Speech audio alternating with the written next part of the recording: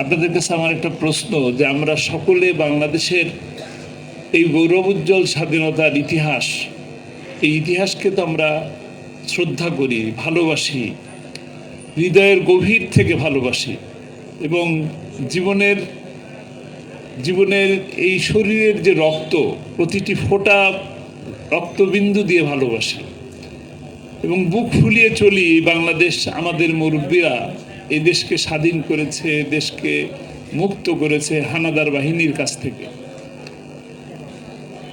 আমরা পরবর্তী প্রজন্ম, আমরা এর একটা সঠিক ইতিহাস গোটা জাতির কাছে পেতে পারতাম, কিন্তু এই ইতিহাসকে অতীতে যারা ক্ষমতায় ছিলেন তারা ইতিহাসকে নিজের মতন করে ব্যবহার করছে। আজকে আমি স্মরণ করি শরীফ ওসমান হাদিকে, যে কিনা সত্যের কথা বলতে যে জীবন দিয়েছে। আল্লামা সাঈদী তার স্টেজের মধ্যে কথাটা বলতেন যে গুলি আসবে, বুক পেতে নেব। একটি কথা তো খুবই বিখ্যাত ছিল, 500 বছর বিড়ালের মতন বেঁচে থেকে কোনো লাভ নাই, 1 ঘন্টা সিংহের মতন বাঁচতে চায়।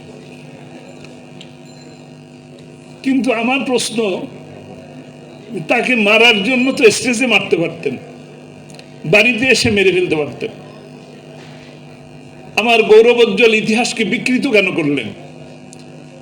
আমি আজকের নির্বাচিত মাননীয় প্রধানমন্ত্রী এবং আজকের জাতীয় সংসদের কাছে প্রশ্ন রাখব, আবেদন রাখব, দাবি রাখব, স্বাধীনতার ঘোষক এটাকে নিয়েও যেভাবে বিকৃত করা হয়েছে, সরকারের পক্ষ থেকে তাকে যে উপাধি দেওয়া হয়েছে সেই উপাধি পর্যন্ত তারা ফ্যাসিস্টরা নিজের গদিকে সংরক্ষণ করার জন্য, কুক্ষিগত করার জন্য তাকে হেনস্থা বা এমন কোনো কথা, অপমানজনক কথা, এমন কোনো কথা বাদ রাখেন নাই যেটা শহীদ প্রেসিডেন্ট জিয়াউর রহমান সম্পর্কে বলেন নাই। আমি প্রতিশোধের কথা বলবো না, কিন্তু আগামী যে প্রজন্ম, আমরা যতটুকু দেখে আসছি, আর এখন যারা আছেন তারা তো কিছুই দেখেন নাই, তারা 24 দেখছেন। আমি চাই, আমরা চাই বাংলাদেশের মানুষ এই ফেব্রুয়ারি মাসের 52কে জানুক,